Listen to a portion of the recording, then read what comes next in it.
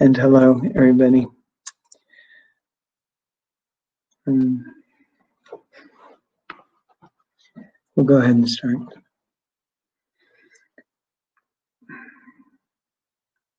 So I first want to, one of the practices in Buddhism is to dedicate everything that we do. So I'd like to dedicate this to the person that introduced me to Tonglen and also her teacher. So Pema Chodron is how I first experienced Tonglen, and her teacher Chogyam Trungpa Rinpoche, who's the founder of the lineage that where I was introduced to the Kagyu lineage of Tibetan Buddhism.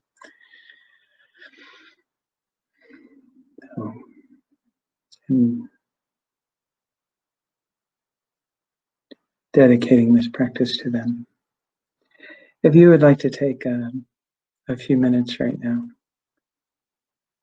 and dedicate this practice to someone or a being or a greater being or all of nature, whatever, please take time to do that now.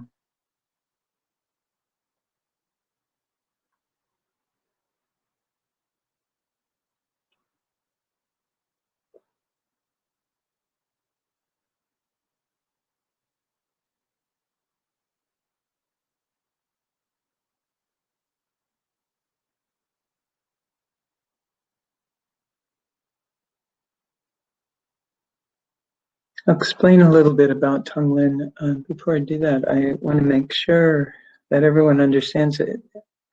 I'm a practitioner. I'm practicing this. I'm inviting people to step into this practice. Pema would say there's no experts ever in anything.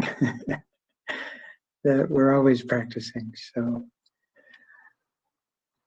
how we'll do it is I'll do a little bit about Tonglen, explain the meaning of it, the origins of it, and then we'll actually do a practice.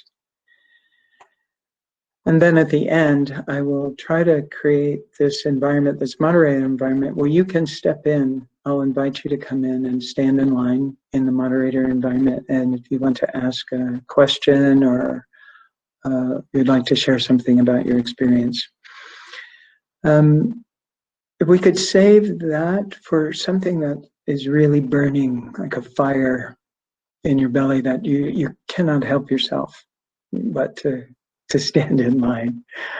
For all the other comments and questions that are curiosities, maybe. If you could do that in the chat, that would be great. And I will, if I can't get to them during the session, I will try to get back to them afterwards. So Tonglen, Tonglen. Literally translated, it means give and take.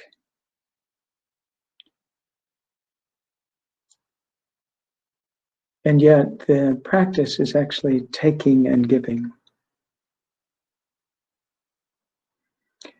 It's about suffering, Tonglen is.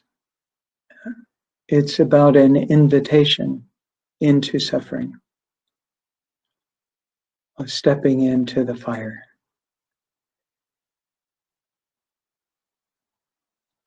And as we practice Tonglen, it's the idea of taking in with the in-breath suffering and breathing out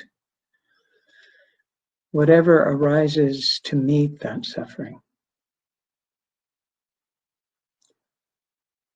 So taking in an experience of suffering on the in-breath and allowing whatever arises that's there to meet the suffering on the out-breath.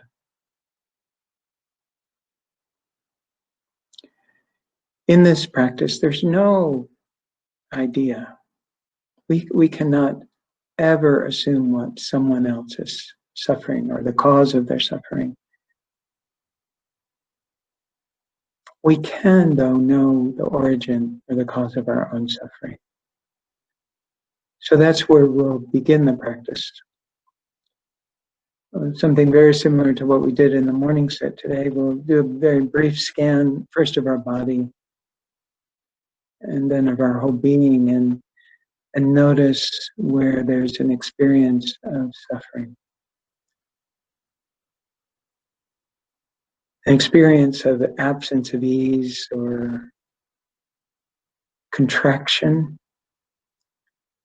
an experience of avoidance, an experience of attachment, clinging, desire, anything that takes us out of the experience of the present moment of who we are in our truest nature could be considered suffering.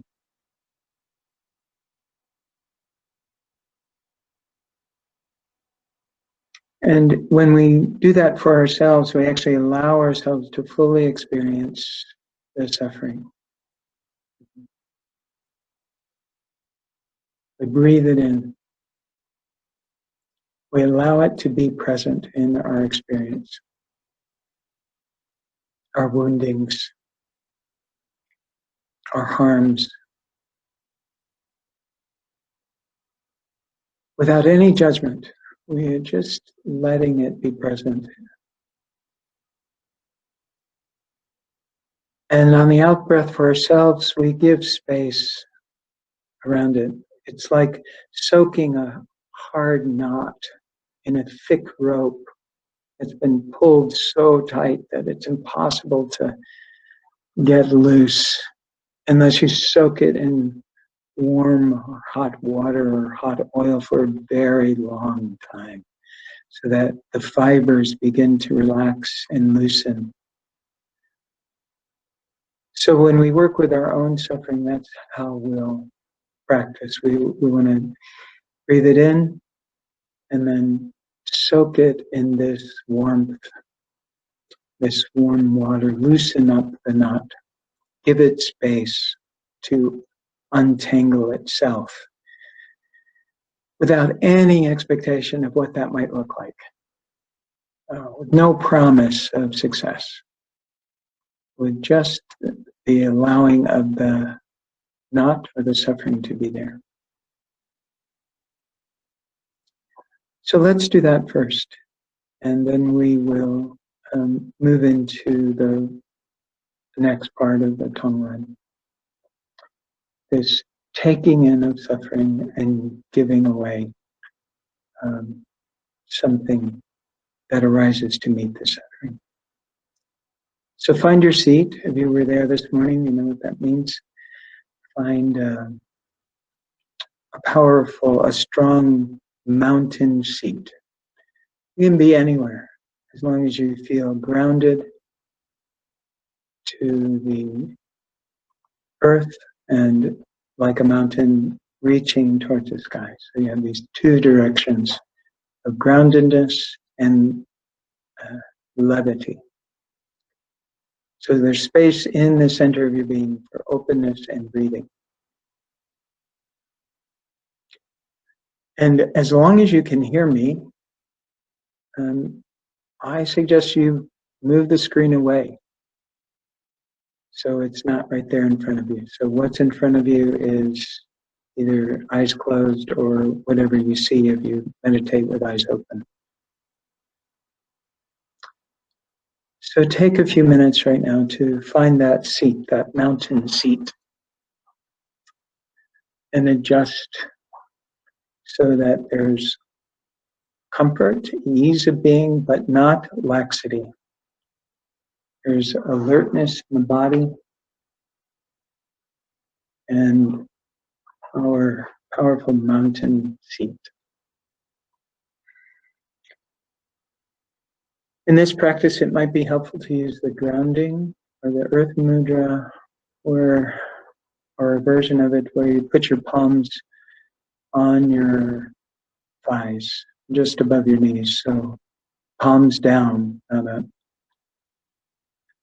So we're stable and grounded.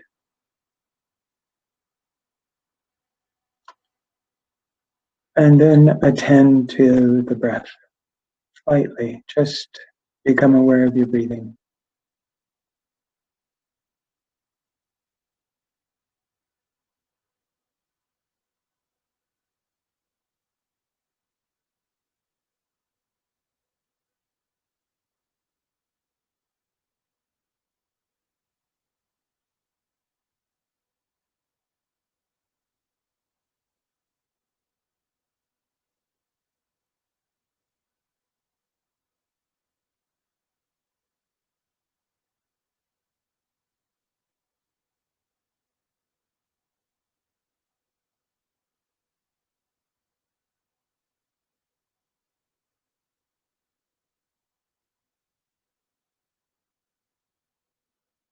So if you've just joined us, we're just settling into our breathing.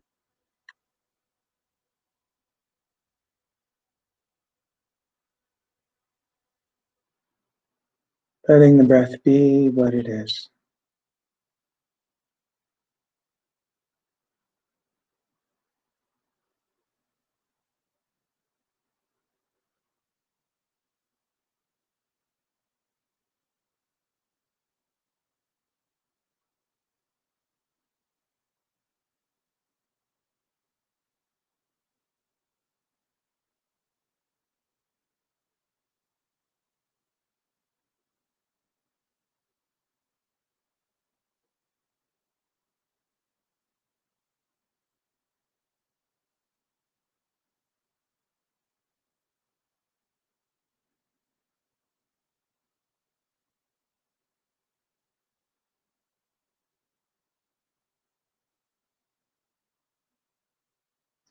And before we begin to scan our body, let's together just take 3 deep breaths and long sighs. You can vocalize if you're comfortable with that.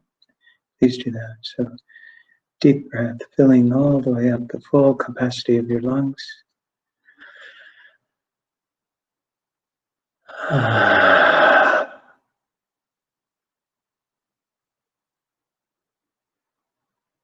All the way out. Another deep breath.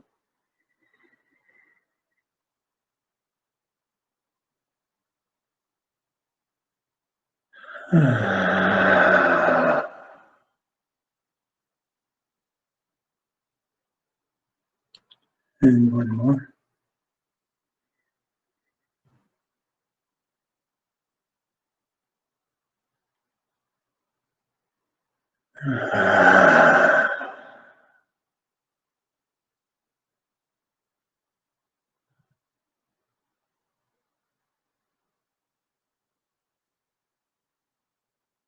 Now begin to bring your attention to your body.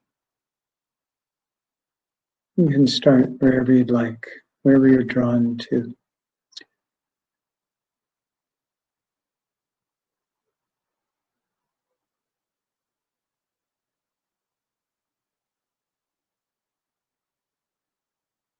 And when you come across a contraction or tension, pain,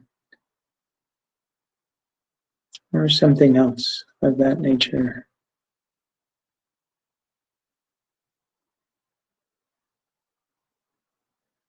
imagine breathing that in, deep into your being on the in-breath.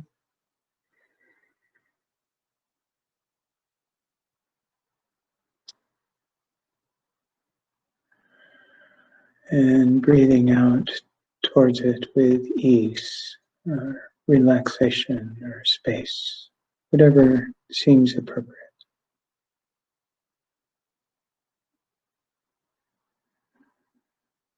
And do that several times.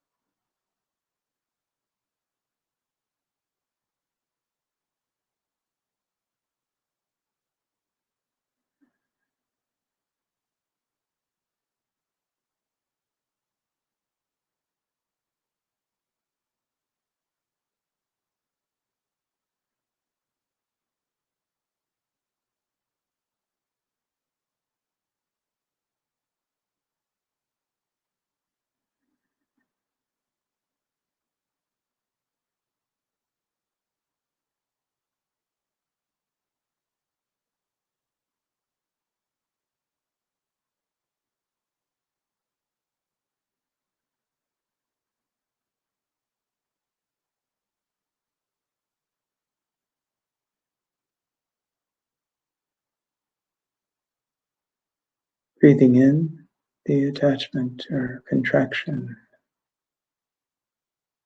breathing out ease,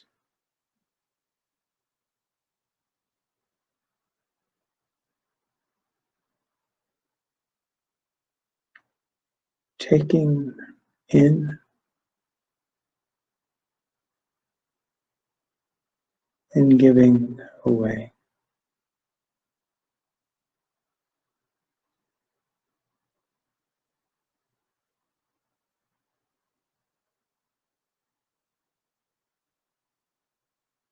And as you continue the scan through your being, perhaps there is another kind of suffering.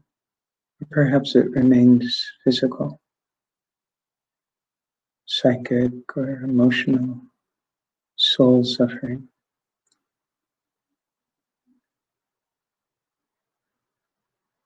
Imagine treating that suffering like an infant in your arms, a gentle, gentle being, and breathing it in, accepting its pain, its suffering, and breathing out whatever comes. Kindness, warmth, space.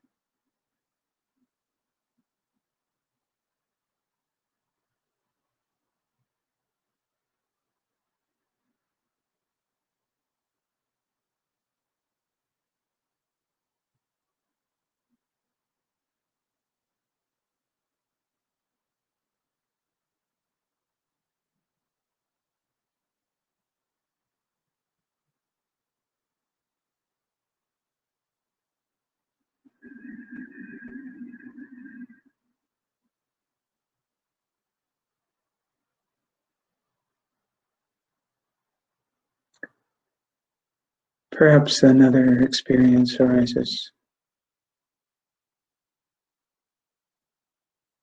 Your attention is drawn to it. Allow yourself to breathe that in. Take it in as if it were a gift being offered to you.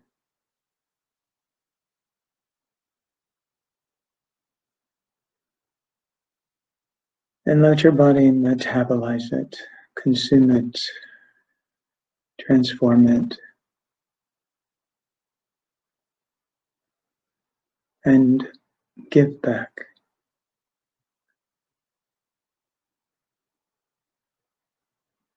All that is right in you, all that is open and spacious and kind, whatever is appropriate.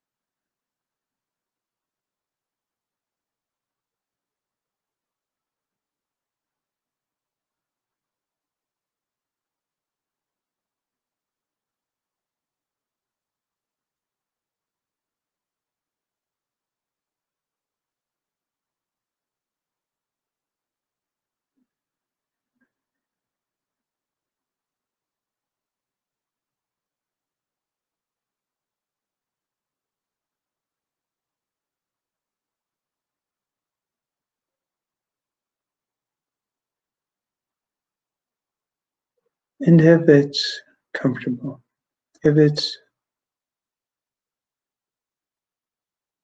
appropriate now for you, begin to expand your awareness outside of your own being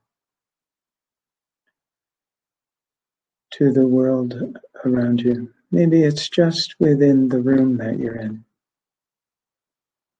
or your immediate family, friends. Start in a small circle.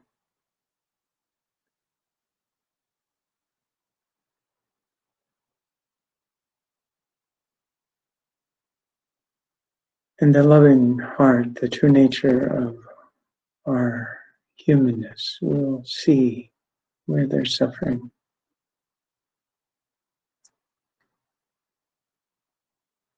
Let yourself take that suffering in with the in-breath,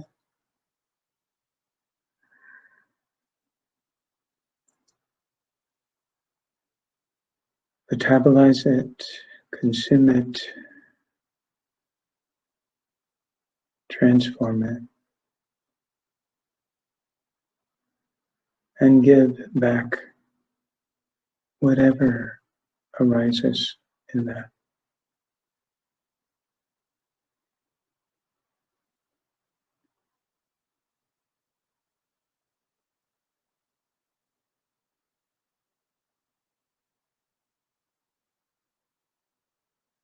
And let the heart, the soul, the intuition, whatever is here now and present, be the leader here.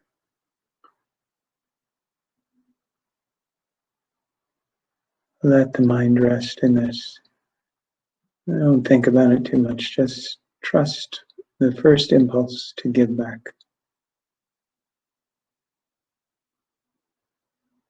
Breathing in,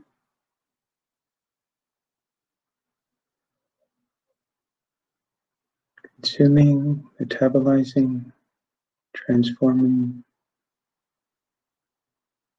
and breathing out, gifting.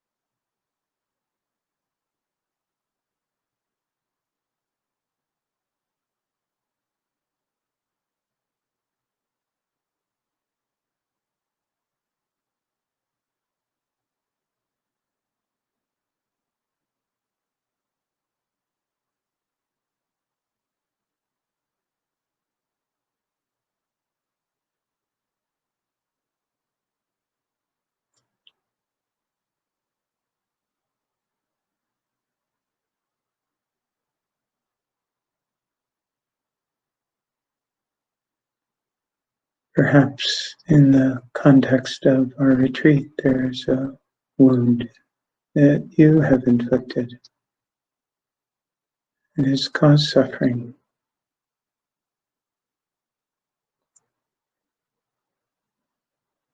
And breathe in that.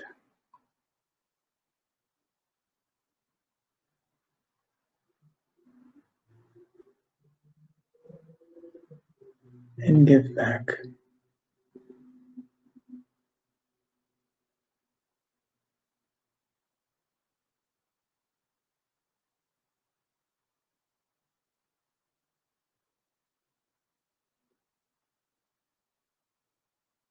That gift can be anything. It could be a picture.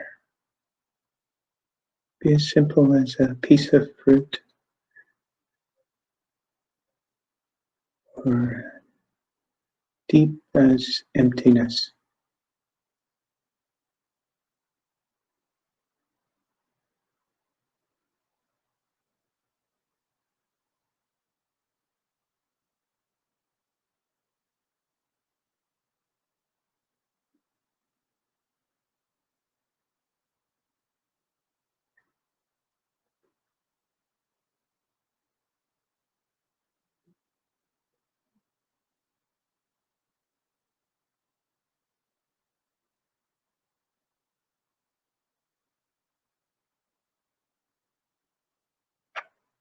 And you may stay here in this circle as long as you want. But perhaps you're invited to expand this sphere into a broader community, your neighborhood or your city.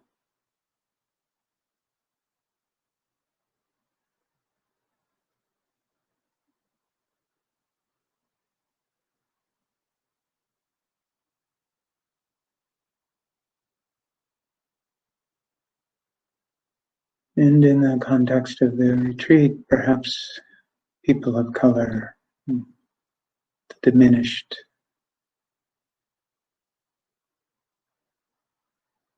the planet.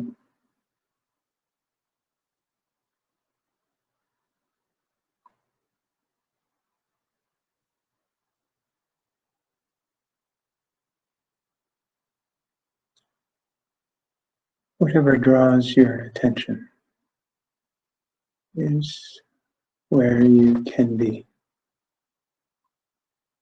Breathing in, taking,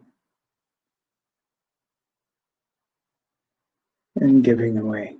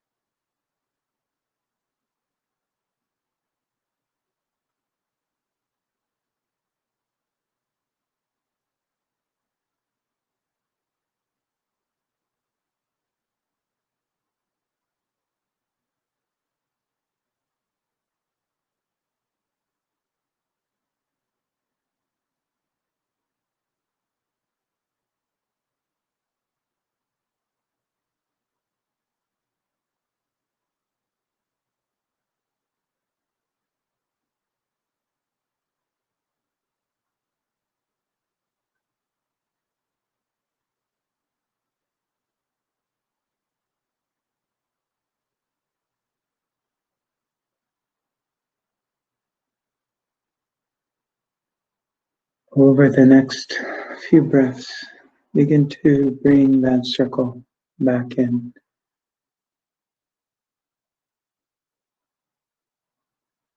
gathering in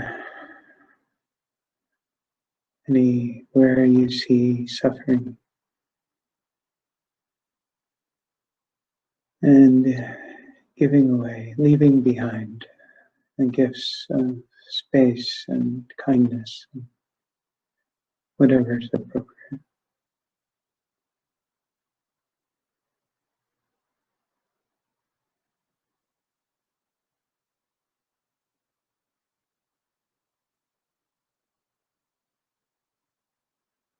Until you're back in your own body, in your own experience.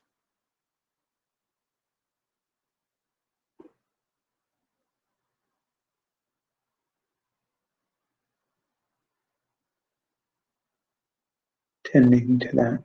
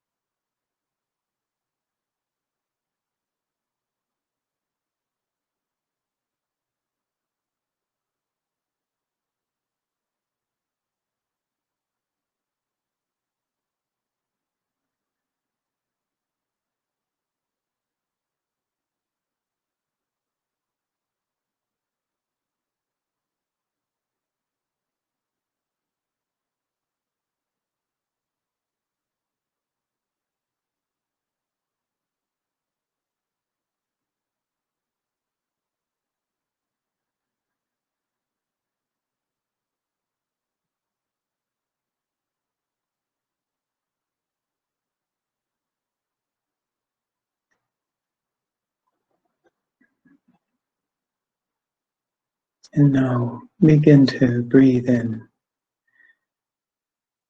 with every breath this loving kindness for yourself and all sentient, non-sentient beings.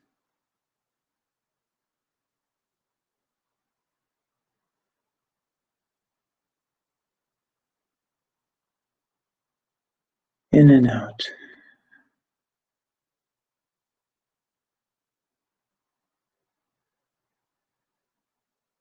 As if you and the entire cosmos are an infant cradled in your loving awareness.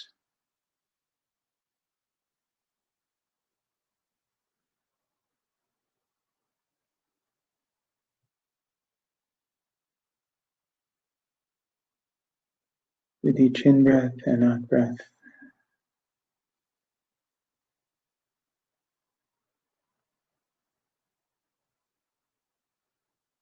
make a wish for yourself and for all beings.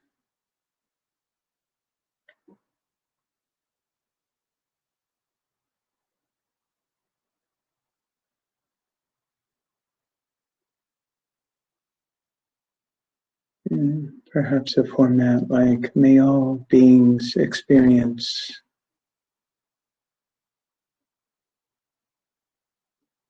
and then on the out breath, may it be so with me.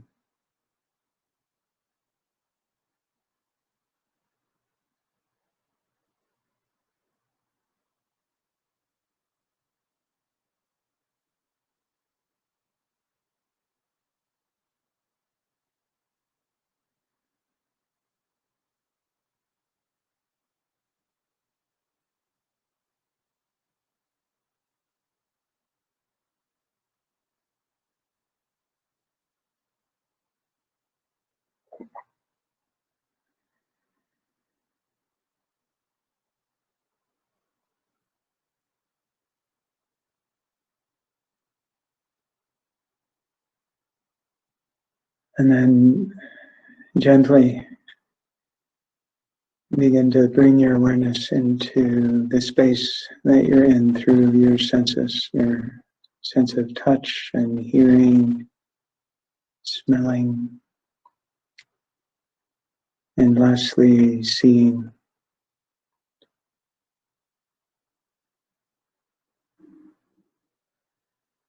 Maintaining this connection, this taking and giving as we come back into this space.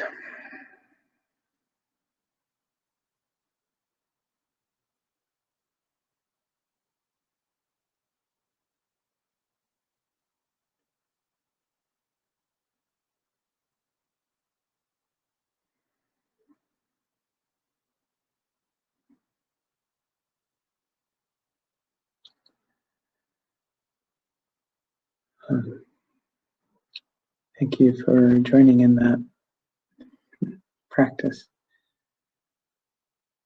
If you have any questions or anything that may have shown up, why don't we start in the chat? I'll see if I can get the moderation panel to work.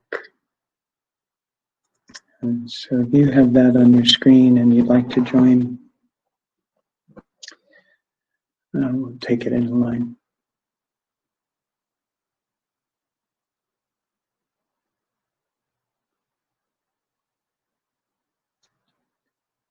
Or you can write in chat and I'll address it.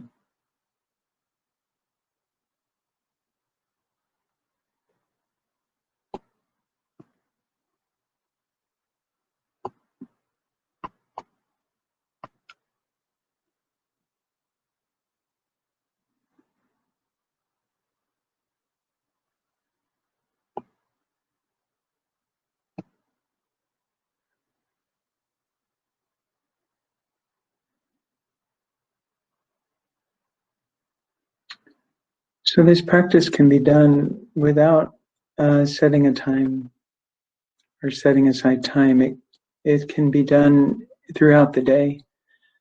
Perhaps we run into an experience in our lives that triggers our own suffering,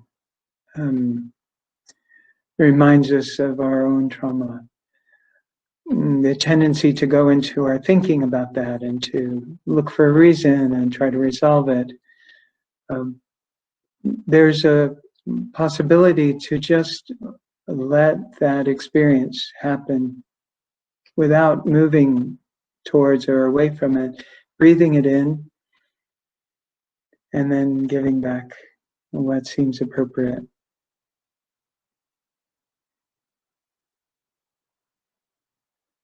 So the question, what if the suffering I'm taking into my heart to soften is the physical suffering in my heart? How can I transform with my heart that suffering which is originating in my heart?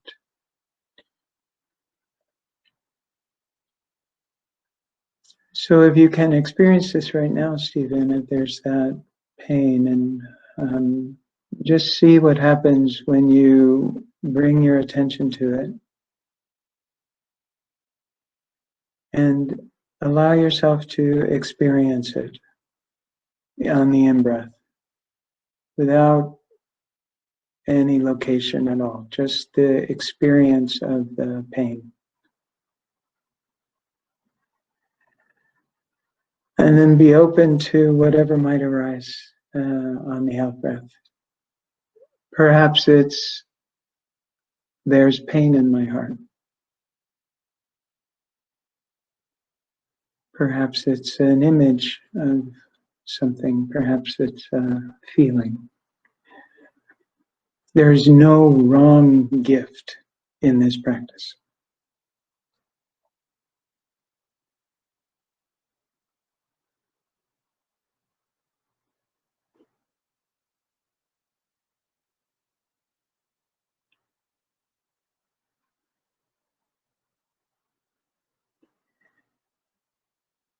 Yeah.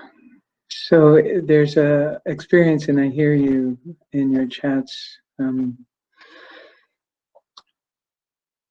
it's a connecting practice, isn't it? Yeah, we there's a little bit of, when I first started, a little bit of fear about taking on someone else's pain, but in the process and the practice over the years, all of a sudden I'm bigger.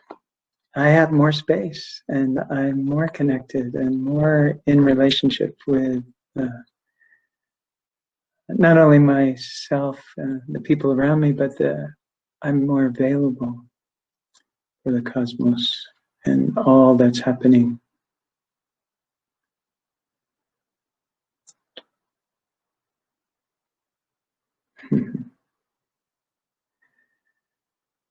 So as you go through your day or your work, check into this practice. Yeah. I think of our experience in the political realm right now, just as an example.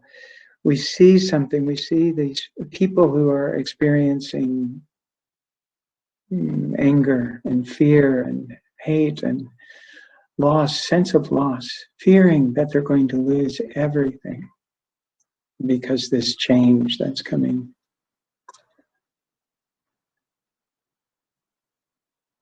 In our understanding of this in the practice is that if we can transform just one molecule of our own experience towards those people that seem so different than us, by taking in their suffering, even if it's just for a second, that one molecule will make a difference. That one molecule contains all of the molecules. Yeah.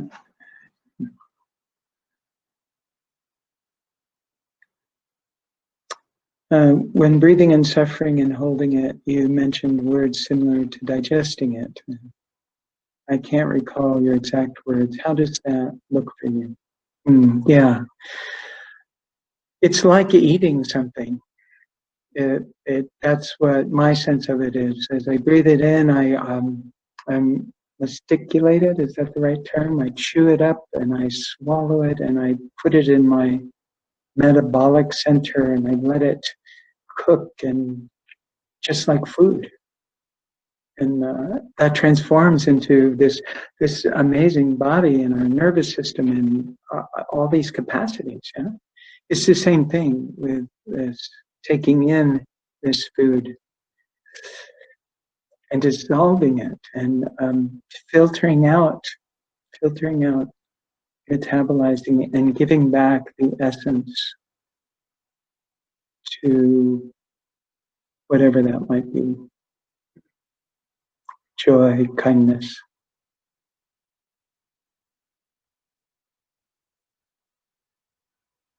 Yes, of course. We never suffer alone, do we?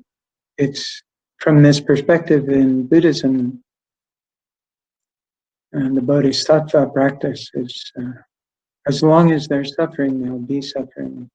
And as long as there's suffering, I will be here to work with, to transform, to open the possibility for the end of suffering.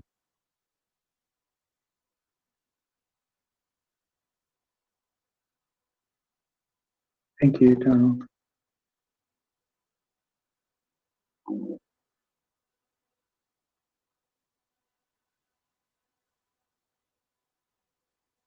Yes, of course. Accidentally, yeah. Donald, loving kindness. It's not like I thought, oh, now I'm going to give away loving kindness. Now I'm going to give away joy.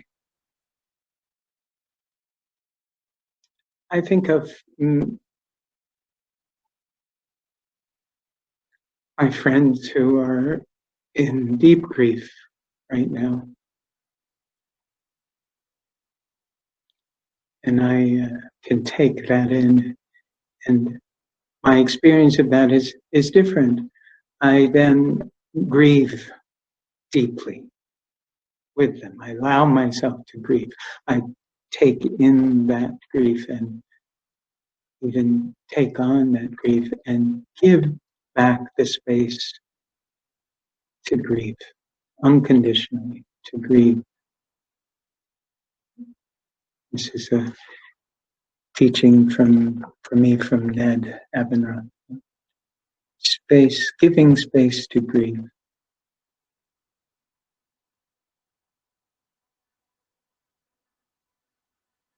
Yes, yeah, this is the practice, especially in these times, Frank. We have become necessarily isolated, and we can do this. We can do this for ourselves, but also for all beings.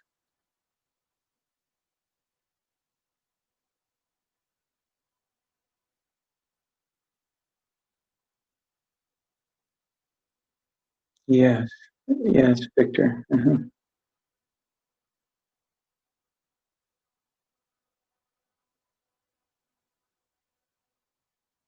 Uh, is pain ever done? Is one ever done with a given pain? Mm. I can go back to that bodhisattva practice and perspective is as long as there's suffering, there will be suffering. I think if we think from the Christian perspective, mm, the crucifixion is the penultimate example of Tonglen. Not only am I going to give up all of my relationships with my disciples, not only am I going to feel the experience of separating, feeling like I'm separated from my Father, not only am I going to dive into my own physical pain, I am then going to take on the pain of those on the right and left of me and all of the cosmos.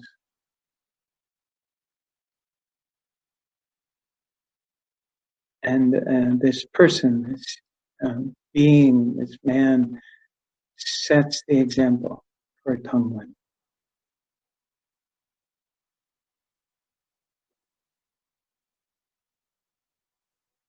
Yeah, yeah, good.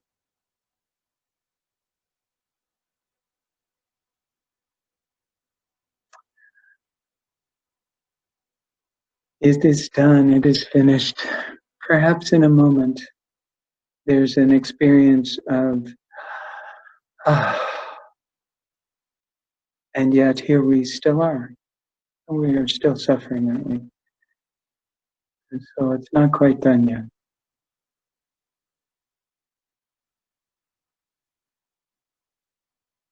This is the practice of Tonglen. What is your relationship to suffering? We take it in as a gift, as nurturing, as we metabolize it, we transform it. We don't push it away. We don't avoid it. It adds to suffering. If something comes at you and you push at it, it creates a much more tension in the body. There's the adage of the old story about the monk who came to a village, and there was a monster who lived in the cave, and he was stealing the children. And anybody that went out, the animals, and the monster the demon would eat they'd never see the children or the animals again. And so this monk came along and he said, "What's going on here? You seem upset." And they told him the story. He said, "Oh, I see." So he goes out into the wilderness and up to the cave, and they're begging him, "Please don't go, don't go. You're going to, you're a monk, you're a holy man, please don't do this." Oh, he goes. He's gone. They mourn. They begin to mourn. They begin to mourn. Finally, someone says, "We should go. There's the animals are safe. The children are playing. There's no more. Nothing's going on. Well, I wonder what happened. Maybe we should go check it out." So they go up to the cave and they hear this song, and they hear laughter. And they walk up to the cave and they look in, and there's the monk, and he's got a set, a tea, a fire going, and a tea brewing, and there's the demon sitting there, and they're laughing and telling stories, and people go, "Oh my gosh, what happened? What happened?" He said, "Oh, the demon went out for a walk. I came in, I made some tea. I invited him in for tea, and we had a conversation. And now it doesn't seem to be a problem. Changing our relationship.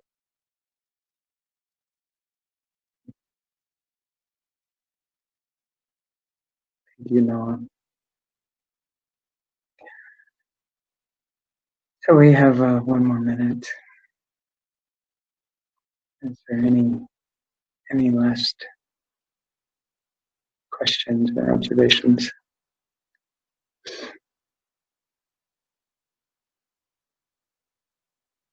Okay. Again, thank you.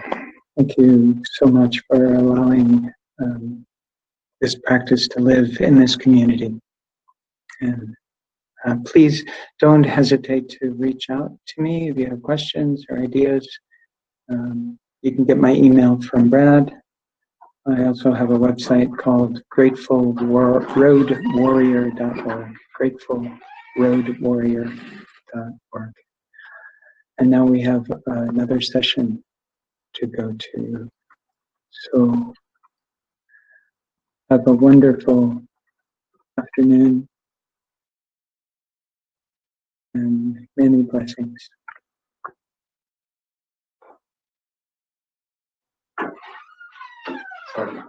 Yeah, you ready?